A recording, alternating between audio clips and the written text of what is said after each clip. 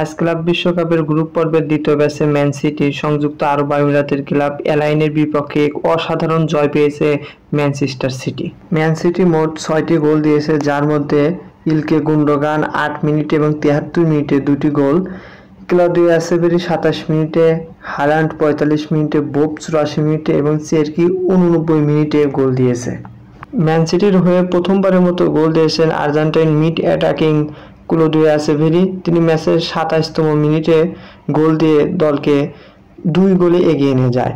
পরবর্তী 45 মিনিটে পর তাকে উঠিয়ে নেওয়া হয়, আর তার প্রথম গোলটি ছিল এক অসাধারণ ফ্রি কিকের মাধ্যমে তিনি গোলটি দিয়েছিলেন।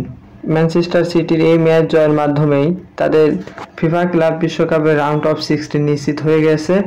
পরবর্তী গ্রুপ পর্বের তৃতীয় ম্যাচটি অনুষ্ঠিত হবে জুভেন্টাসের সাথে।